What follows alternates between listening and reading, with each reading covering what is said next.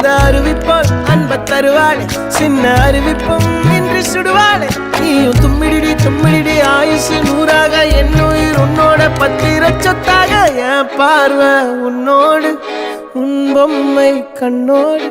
பேசாமல் விண்ணோடு நாம் மிதந்து போவோம் காதாரா